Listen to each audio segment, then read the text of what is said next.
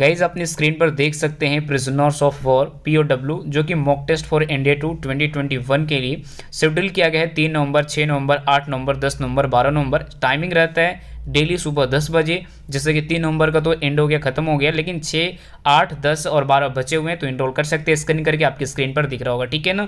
उसके बाद गए यहाँ पे रुद्रा एयरफोर्स एक्स ग्रुप के भी बैच आ चुका है जो कि कंप्लीट बैच कोर्स है। इंडिया के नंबर 1 एजुकेटर मिलते हैं और ये बैच 3 नवंबर से लेकर 10 जनवरी तक चलेगा, जो कि बैच स्टार्ट है। चाहे तो आप लोग जाके फटाफट ज्वाइन कर सकते हैं, ठीक है। 1500 से ज़्यादा स्टूडेंट्स ने एग्जाम्स को भी क्लियर किया है गाइज। और गाइज यहाँ पे एक और बैच आ चुकी है एयरफोर्स वाई ग्रुप के लिए, वायु बैच, जो कि कंप्लीट बैच कोर्स है भी। जैसे कि यहाँ पे भी देख सकते हैं इंडिया के नंबर 1 एजुकेटर मिल रहे हैं, जो कि ये बैच आपको 10 नवंबर से स्टार्ट किया जाएगा, तो फटाफट इस बैच को भी ज्वाइन कर सकते हैं। जो कि यहाँ पे भी आप लोग देख सकते हैं कि 1500 से ज़्यादा स्टूडेंट्स ने एग्जाम्स को भी क्लियर किया है। और गाइज देखो, आपको लेना कैसे, ध्यान रखना है कि एनडीए का सब्सक्रिप्शन और एयरफोर्स नेवी कैटेगरी का सब्सक्रिप्शन अलग अलग है प्राइस, ठीक है ना। तो आपको एक कोड डालना होगा GZT10, 10% डिस्काउंट लेने के लिए आप कोड को अप्लाई करिए और 10% डिस्काउंट लीजिए, ठीक है ना। तो सबका अलग अलग प्राइस है, ध्यान रखिएगा। नेवी का अलग प्राइस है, एनडीए का अलग प्राइस है, इस चीज़ को ध्यान रखना, ठीक है। तो फटाफट जाइए, अपना कोड यूज़ करिए GZT10 और 10% डिस्काउंट लीजिए। ऑनलाइन अकेडमी में मेरा डेली 4 क्लासेस होती है, उसे भी ज्वाइन करिए फ्री, बिल्कुल। Thank you so much. Hello friends, कैसे हैं आप लोग। आई होप कि आप सभी लोग ठीक होंगे। तो मेरा नाम है महेश और आप देख रहे हैं हमारे यूट्यूब चैनल ज्ञान ज्योति आशीष ट्यूटोरियल। तो दोस्तों, आज हम लोग करने वाले हैं नेवी एयरफोर्स से रिलेटेड जीके के मोस्ट इंपॉर्टेंट क्वेश्चन, जो आपके एग्जाम के लिए बिल्कुल इंपॉर्टेंट है। तो चलिए शुरू करते हैं। और आपको वीडियो को शुरू करने से पहले मैं आपको बता दूं कि अगर आप इस वीडियो की पूरी पीडीएफ डाउनलोड करना चाहते हैं तो हमारे इस वीडियो के डिस्क्रिप्शन बॉक्स में टेलीग्राम और इंस्टाग्राम दोनों का लिंक दे दिया गया है। तो सबसे पहले आपको क्या करना होगा, टेलीग्राम चैनल ज्वाइन करना है और वहां से सारे वीडियो पीडीएफ फाइल को डाउनलोड कर सकते हैं, ठीक है। तो चलिए शुरू करते हैं। और यहाँ पर देखेंगे पहला क्वेश्चन आप लोगों की स्क्रीन के ऊपर ये है। पहला क्वेश्चन ये कि संत कबीर का जन्म कहाँ हुआ था। तो नीचे में आपको 4 ऑप्शन दिए गए हैं। ऑप्शन ए में है Varanasi, option B Hyderabad, option C Mathura और ऑप्शन डी में है दिल्ली। तो यहाँ पे इस क्वेश्चन का राइट आंसर क्या हो जाएगा, ऑप्शन नंबर ए हो जाएगा। ए क्या है हमारे पास, वाराणसी हो जाएगा राइट आंसर, ठीक है। जो संत कबीर थे उनका जन्म वाराणसी में हुआ था, ठीक है। आगे बढ़ते हैं हमारे पास second number question. Question number second आपके स्क्रीन के ऊपर ये है कि महावीर का जन्म किस राजघराने में हुआ था। ये सारे क्वेश्चन प्रीवियस ईयर क्वेश्चन है, इसलिए आपको रट्टा मार लेना होगा, ठीक है। सवाल ये है कि महावीर का जन्म किस राजघराने में हुआ था। ऑप्शन ए में है Kshatriya, option B Shakya, option C Lichchhavi और ऑप्शन डी में है सातवाहन। तो यहाँ पे इस क्वेश्चन का राइट आंसर क्या हो जाएगा, ऑप्शन नंबर ए ही हो जाएगा। ए में क्या हो जाएगा, क्षत्रिय हो जाएगा राइट आंसर, ठीक है। जो महावीर थे उनका जन्म किस राजघराने में हुआ था, तो क्षत्रिय राजघराने में हुआ था, ठीक है। आगे बढ़ते हैं हमारे पास third number question. Question number third आपके स्क्रीन के ऊपर ये कि बुध किस वंश से संबंधित थे। जो बुध भगवान थे वो किस वंश से संबंधित थे। ऑप्शन ए में है Shakya, option B Satrika, option C Kuru और ऑप्शन डी मौर्य। तो यहाँ पे क्वेश्चन नंबर थर्ड का right answer option number A हो जाएगा, शाक्य हो जाएगा करेक्ट यानी राइट आंसर, ठीक है। आगे बढ़ते हैं हमारे पास 4 नंबर क्वेश्चन। क्वेश्चन नंबर 4 आपके स्क्रीन के ऊपर है कि ज्ञान प्राप्ति से पूर्व महावीर का जन्म क्या था। यानी सवाल ये कि ज्ञान प्राप्ति से पहले जो महावीर जी थे उनका नाम क्या था। तो ऑप्शन ए में है Vardhaman, option B Anshuman, option C Sudhakar और ऑप्शन डी सोमदत्त। तो यहाँ पे क्वेश्चन नंबर 4 का राइट आंसर क्या हो जाएगा, ऑप्शन नंबर ए हो जाएगा यानी वर्धमान। जो महावीर थे उनको ज्ञान प्राप्ति से पहले उनका वर्धमान नाम था, ठीक है। आगे बढ़ते हैं हमारे पास 5 नंबर क्वेश्चन। क्वेश्चन नंबर 5 आपके स्क्रीन के ऊपर है कि निम्न में से कौन संत महाराष्ट्र से थे। Option A Maitreyi, option B Tukaram, option C में है त्यागराज और ऑप्शन डी व्यास। तो यहाँ पे क्वेश्चन नंबर 5 का हो जाएगा right answer option number B हो जाएगा। बी में क्या है, तुकराम हो जाएगा राइट आंसर। ये कहाँ से बिलोंग करते हैं, तो ये महाराष्ट्र से थे, ठीक है। आगे बढ़ते हैं हमारे पास 6 नंबर क्वेश्चन। क्वेश्चन नंबर 6 आपके स्क्रीन के ऊपर है कि दक्षिण भारत के अलावर थे। ऑप्शन ए में है संत, ऑप्शन बी योद्धा, ऑप्शन सी व्यापारी और ऑप्शन डी मूर्तियों के शिल्पकार। तो यहाँ पे क्वेश्चन नंबर 6 का राइट आंसर क्या हो जाएगा, ऑप्शन नंबर ए हो जाएगा संत। क्या हो जाएगा, संत, यानी दक्षिण भारत के अलावर थे, ये संत थे, ठीक है। आगे बढ़ते हैं हमारे पास 7 नंबर क्वेश्चन। क्वेश्चन नंबर 7 आपके स्क्रीन के ऊपर है कि सिखों के किस गुरु का जन्म पटना साहिब में हुआ था। Option A Guru Nanak Dev, option B Guru Govind Singh, option C में है गुरु और ऑप्शन डी अर्जुन देव। तो यहाँ पे क्वेश्चन नंबर 7 का right answer option number B हो जाएगा, यानी गुरु गोविंद सिंह का जो जन्म हुआ था वो आपको पटना साहिब में हुआ था। ठीक है, आगे बढ़ते हैं हमारे पास 8 नंबर क्वेश्चन। क्वेश्चन नंबर 8 आपके स्क्रीन के ऊपर है कि सिख गुरु अर्जुन वेद किसके शासन काल में थे? ऑप्शन ए में आपके पास क्या है, यहाँ पे आपको बता देता हूँ। ऑप्शन ए में है होगा option A Shahjahan, option B Jahangir, option C Humayun और ऑप्शन डी अकबर। तो क्वेश्चन नंबर 8 का यहाँ पे right answer option number B हो जाएगा। बी में हमारे पास क्या है, जहांगीर हो जाएगा राइट आंसर। ठीक है, जो सिख गुरु यानी अर्जुन देव किसके शासनकाल में थे? तो ये जहांगीर में शासनकाल थे। ठीक है, जहांगीर के शासनकाल में थे। ठीक है, आगे बढ़ते हैं हमारे पास 9 नंबर क्वेश्चन। क्वेश्चन नंबर 9 आपके स्क्रीन के ऊपर ये है कि खालसा की स्थापना किसने की? जो खालसा थी उसकी स्थापना किसने की थी? Option A Guru Nanak Dev, option B गुरु रामदास और ऑप्शन सी गुरु गोविंद सिंह और ऑप्शन डी में इनमें से कोई नहीं। तो क्वेश्चन नंबर 9 का यहाँ पे right answer option number C हो जाएगा। सी में हमारे पास क्या है, यानी गुरु गोविंद सिंह हो जाएगा राइट आंसर। ठीक है, जो खालसा की स्थापना की गई थी वो गुरु गोविंद सिंह के ही द्वारा की गई थी। ठीक है, आगे बढ़ते हैं हमारे पास 10 नंबर क्वेश्चन। क्वेश्चन नंबर 10 बहुत ही इंपॉर्टेंट है, इसलिए इसको भी आपको याद रखना होगा। सवाल ये है कि राग, आपको अच्छे से सवाल को समझना होगा। राग मियाँ की मलाहरा का रचयिता किसे माना जाता है? ऑप्शन ए अमीर खुसरो को, option B Tansen, option C Swami Haridas और ऑप्शन डी बैजू बावड़ा। तो यहाँ पे क्वेश्चन नंबर 10 का राइट आंसर क्या हो जाएगा? ऑप्शन नंबर बी हो जाएगा, यानी तानसेन हो जाएगा करेक्ट, यानी राइट आंसर। ठीक है, आगे बढ़ते हैं हमारे पास 11 यानी 11 नंबर प्रश्न। प्रश्न संख्या 11 आपके स्क्रीन के ऊपर ये है और ये सारे क्वेश्चन आपको बिल्कुल यहाँ पे ध्यान से देखना होगा। ठीक है, क्वेश्चन नंबर 11 आपके स्क्रीन के ऊपर ये है कि हाल ही में प्राकृतिक चिकित्सा दिवस ये कब मनाया गया है? तो देखिए ये अभी हाल ही में मनाया गया 18 नवंबर को। कब मनाया गया है? 18 नवंबर को मनाया गया है, यानी right answer option number D हो जाएगा। और ये दिवस किसके द्वारा मनाया जाता है? तो ये मनाया जाता है आयुष मंत्रालय के द्वारा। किसके द्वारा? आयुष मंत्रालय के द्वारा। और प्रेजेंट टाइम में हमारे आयुष मंत्री कौन है?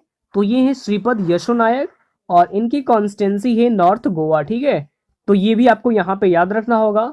और यहाँ पे नवंबर माह के सभी इंपॉर्टेंट डेज को डिस्कस कर लेते हैं। तो 14 नवंबर का कौन सा दिवस मनाया गया है? तो 14 नवंबर को मनाया गया है वर्ल्ड डायबिटीज डे का। कौन सा दिवस? वर्ल्ड डायबिटीज डे, ये मनाया गया है आपको 14 नवंबर को। और साथ ही साथ एक और दिवस मनाया गया है 14 नवंबर को, नेशनल चिल्ड्रन डे। क्या? नेशनल चिल्ड्रन डे, ये भी मनाया गया है आपको 14 नवंबर को ही। ये आप सभी को पता होगा कि जो नेशनल चिल्ड्रन डे ये आपको 14 नवंबर को ही मनाया जाता है। ठीक है, 16 नवंबर को कौन सा दिवस मनाया गया है?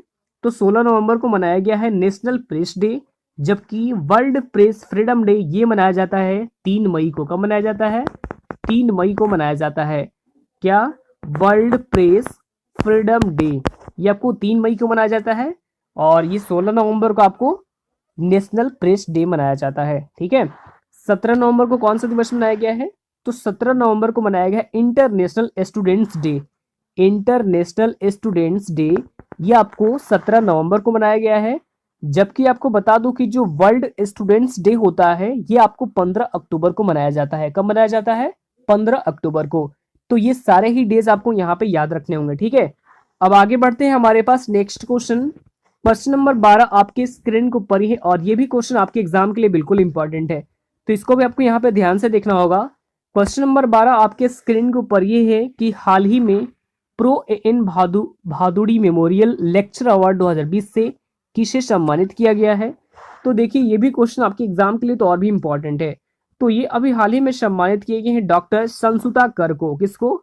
डॉक्टर संसुता कर को, यानी राइट आंसर भी ऑप्शन नंबर डी हो जाएगा। ठीक है, और इन्हें society of biological chemistry Bengaluru के द्वारा इन्हें सम्मानित किया गया है। ठीक है, और यहाँ पे हम सभी जो ऑप्शन दिए गए इन सभी के बारे में डिस्कस कर लेते हैं।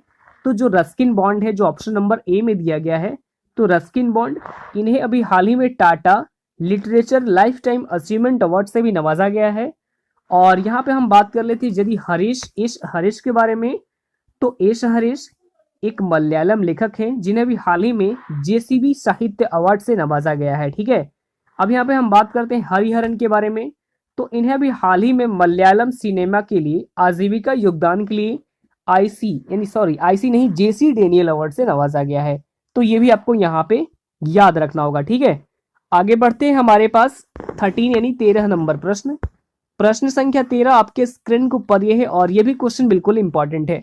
ध्यान से देखेंगे प्रश्न संख्या 13 यहाँ पे, हाल ही में नासा ने पहली पूर्ण व्यावसायिक उड़ान से कितने अंतरिक्ष यात्रियों को अंतरराष्ट्रीय स्टेशन भेजा है। ये भी क्वेश्चन आपके एग्जाम में बहुत बार पूछे जाएंगे, क्योंकि ये जो सवाल है ये बहुत ही इंपॉर्टेंट है और ये नासा से रिलेटेड है, ठीक है। तो ये अभी हाल ही में भेजे गए हैं टोटल 4 अंतरिक्ष यात्री। कितने?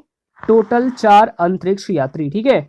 तो देखिए जो स्पेस एक्स है, स्पेस एक्स जो कि एक अमेरिकन कंपनी है, यानी जो अमेरिका की एक प्राइवेट कंपनी है, और इसी स्पेस एक्स के रॉकेट से 4 अंतरिक्ष यात्रियों को आईएसएस यानी कि इंटरनेशनल स्पेस स्टेशन भेजा गया है, ठीक है। अब यहाँ पे हम बात कर लेते हैं सबसे पहले नासा के बारे में। किसके बारे में? नासा के बारे में। नासा, तो इसकी फुल फॉर्म क्या होती है? फुल फॉर्म आपको यहाँ पे नोट कर लेना होगा, ठीक है। नासा और जो नासा है ये एक अमेरिका की स्पेस एजेंसी है, जिसकी स्थापना आपको 1958 में की गई थी। कब की गई थी? 1958 में नासा की स्थापना की गई थी और इसका हेडक्वार्टर आपको वाशिंगटन डीसी में स्थित है। कहां पर स्थित है? वाशिंगटन डीसी में स्थित है, ठीक है। आगे बढ़ते हैं हमारे पास 14 यानी 14 नंबर प्रश्न। प्रश्न संख्या 14 आपके स्क्रीन को ऊपर ही है और ये भी क्वेश्चन बिल्कुल इंपॉर्टेंट है। ध्यान से देखेंगे 14 नंबर प्रश्न, हाल ही में किस राज्य सरकार ने फर्जी जाति प्रमाण पत्र रखने वाले सभी कर्मचारियों को बर्खास्त करने का निर्देश दिया है?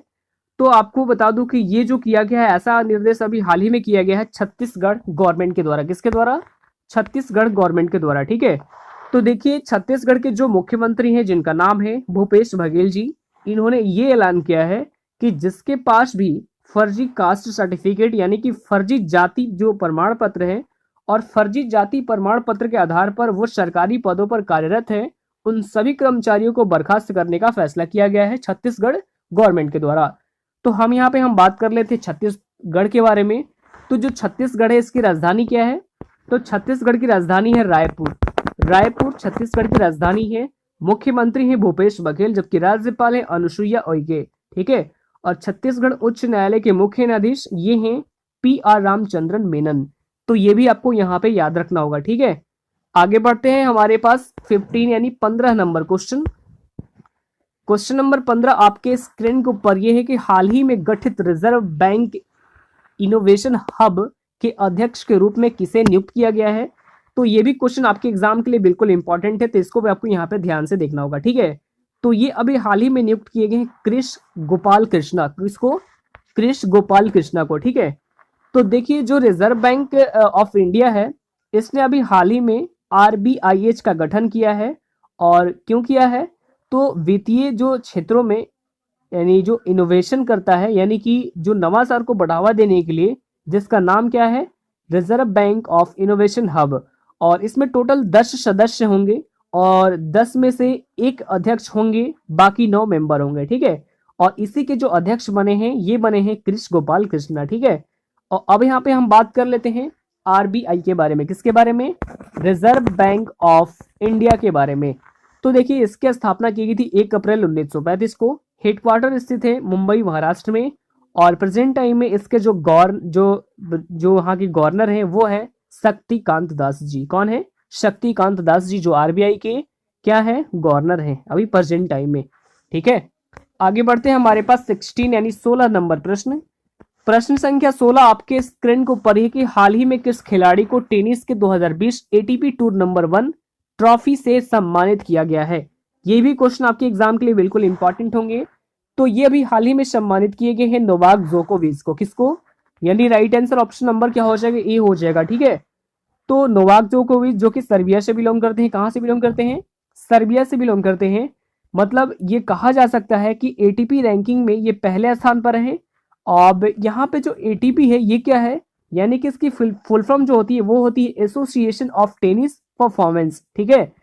तो इसकी स्थापना हुई थी 1972 में। ATP की स्थापना कब की गई थी? 1972 में की गई थी। और इसी ATP रैंकिंग में सर्बिया की जो नोवाक जोकोविच है ये है पहले स्थान पर। दूसरे स्थान पर है राफेल नडाल। कौन है? पहले स्थान पर तो नोवाक जोकोविक है, दूसरे स्थान पर है राफेल नडाल, और जो कि आपको कहाँ से बिलोंग करते हैं, ये आपको स्पेन से बिलोंग करते हैं। कहाँ से? जो राफेल नडाल है ये स्पेन से बिलोंग करते हैं। और तीसरे स्थान पर है डोमिनिक थिएम। कौन है? डोमिनिक थिएम, ये तीसरे स्थान पर है, जो कि ऑस्ट्रिया से बिलोंग करते हैं। जबकि चौथे स्थान पर है डेनियल मेदवेदेव, जो कि बिलोंग करते हैं कहाँ से? रशिया से बिलोंग करते हैं। तो ये क्रम आपको ये चारों याद रखना होगा, ठीक है। पहले क्रम पर है नोवाक जोकोविच, दूसरे पे है राफेल नडाल, तीसरे पे डोमिनिक थिएम और चौथे पे है डेनियल मेदवेदेव। तो ये आप सारे को याद रखना होगा, ठीक है। आगे बढ़ते हैं, हमारे पास अगला क्वेश्चन सवाल नंबर 17 आपके स्क्रीन के ऊपर ये है कि एशिया का पहला सौर ऊर्जा सक्षम टेक्सटाइल मिल भारत के किस राज्य में स्थापित किया जा रहा है। तो ये भी क्वेश्चन आपके एग्जाम के लिए इंपॉर्टेंट है, तो इसको भी आपको यहाँ पे याद रखना होगा, ठीक है। तो देखिए भारत के किस राज्य में स्थापित किया जा रहा है। सवाल हमारे पास ये है कि जो सक्षम टेक्सटाइल मिल है वो भारत के किस राज्य में स्थापित किया जा रहा है। मतलब कि सौर ऊर्जा से संचालित ये एशिया का यानी कपड़ा मिल होगा, जो कि स्थापित किया जाएगा महाराष्ट्र में। कहां पर किया जाएगा? महाराष्ट्र में किया जाएगा। Right answer option number C हो जाएगा। और महाराष्ट्र के जो परमंडी जिले में, और ये टोटल आपको 30 एकड़ जमीन में फैला होगा, ठीक है। और जय भवानी महिला शाकाहारी कपड़ा मिल यह है इसका नाम, जो कि एशिया की पहली ऐसी मिल होगी जो कि पूरी तरह से सौर ऊर्जा से संचालित होगी। और ये टोटल आपको 100 करोड़ रुपए की लागत से तैयार किया जा रहा है। कितने करोड़ की लागत से? 100 करोड़ की लागत से ये पूरे मिल को तैयार किया जा रहा है, जो कि स्थापना इसके आपको कौन से राज्य में किया जा रहा है? तो महाराष्ट्र राज्य में। अब यहाँ पे हम बात करते हैं महाराष्ट्र के बारे में। तो राजधानी क्या है? महाराष्ट्र की राजधानी है मुंबई। मुंबई क्या है? महाराष्ट्र की राजधानी है। ये आपको नोट कर लेना होगा, आप अगर नहीं जानते होंगे तो, ठीक है। मुख्यमंत्री तो ये है उद्धव ठाकरे, राज्यपाल है भगत सिंह कोश्यारी, जो कि गोवा के भी राज्यपाल का भी एडिशनल चार्ज संभाल रहे हैं भगत सिंह कोश्यारी जी, ठीक है। आगे बढ़ते हैं, हमारे पास 17 हो गया। 18 नंबर प्रश्न, प्रश्न संख्या 18 आपके स्क्रीन को ऊपर है कि हाल ही में विश्व आर्थिक मंच द्वारा जारी किए गए एक 36 स्मार्ट सिटी रोड मैप शहरों में भारत की कितनी शहरों को चुना गया है। तो ये क्वेश्चन भी आपके एग्जाम के लिए बिल्कुल इंपॉर्टेंट है, तो इसको भी आपको यहाँ पे ध्यान से देखना होगा, ठीक है। तो देखिए ये चुना गया है कुल 4 शहरों को। कितने शहरों को? टोटल 4 शहरों को किया गया है। यहाँ पे 2 की जगह क्या लिखेंगे हम? 4 कर देंगे, ठीक है। आपको पीडीएफ में मॉडिफाई कर दी जाएगी। तो ये टोटल 4 शहरों को चुना गया है। तो देखिए जो वर्ल्ड इकोनॉमी जो फोरम है, इसने नई तकनीकों को सुरक्षित रूप से अपनाने के लिए यानी बेहतरीन रोड मैप तैयार करने वाले कुल 36 वैश्विक शहरों को लिस्ट जारी की थी, जिसमें भारत के कुल 4 शहर शामिल किए गए हैं, ठीक है। 4 शहर कौन कौन से हैं? एक तो है बेंगलुरु, दूसरा है फरीदाबाद, तीसरा है इंदौर और चौथा है हैदराबाद। और इन्हीं 4 शहरों को शामिल किया गया है। तो ये आपको याद रखना होगा, ठीक है। स्मार्ट सिटी रोड मैप में ये 4 शहरों को शामिल किया गया, भारत के 4 शहर। फिर से आप 4 शहरों का नाम नोट कर सकते हैं। यहाँ पे पहला है बेंगलुरु, दूसरा है फरीदाबाद, तीसरा है इंदौर और चौथा है हैदराबाद। तो ये सारे शहरों का आपको यानी जो 4 शहर है ये आपको याद रखना होगा। आगे बढ़ते हैं, हमारे पास 19 यानी 19 नंबर प्रश्न, प्रश्न संख्या 19 आपके स्क्रीन के ऊपर ही है और ये भी क्वेश्चन बिल्कुल इंपॉर्टेंट है, ठीक है। तो सवाल हमारे पास 19 नंबर ये है कि हाल ही में जो इक्विटास स्मॉल फाइनेंस बैंक ने अपना ब्रांड एम्बेसडर ये किसे बनाया गया है। तो देखिए ये जो क्वेश्चन है ये ब्रांड एम्बेसडर से रिलेटेड है, ठीक है। तो ये आपको यहाँ पे याद रखना होगा। तो इसे अभी हाल ही में जो ब्रांड एम्बेसडर बनाया गया है ये भी हाल ही में बन गई है। कौन बनी है? पीवी सिंधु बन गई है। राइट आंसर क्या हो जाएगा? ऑप्शन नंबर ए हो जाएगा, ठीक है। अब आगे बढ़ते हैं, हमारे पास 20 यानी 20 नंबर क्वेश्चन, क्वेश्चन नंबर 20 आपके स्क्रीन के ऊपर है कि हाल ही में फाइनेंस पीयर के ब्रांड एम्बेसडर किसे बनाया गया है। तो ये भी क्वेश्चन बिल्कुल इंपॉर्टेंट है। ये अभी हाल ही में बनाया गया हरभजन सिंह को। किसको बनाया गया है? हरभजन सिंह को बनाया गया है। तो ये भी आपको यहाँ पे याद रखना होगा और इस क्वेश्चन का right answer option number C हो जाएगा। तो ये सारे ही क्वेश्चन आपको यहाँ पे याद रखने होंगे और ये सारे क्वेश्चन आपके एग्जाम के लिए बिल्कुल इंपॉर्टेंट है। अगर आपको ये वीडियो अच्छा लगा तो वीडियो को लाइक कीजिए, कमेंट कीजिए और अपने स्टडी ग्रुप में एटलीस्ट एक शेयर भी कर दीजिए, ठीक है। तो चलिए फिर मिलते हैं नेक्स्ट वीडियो में, तब तक के लिए bye bye, take care, all the best, thank you.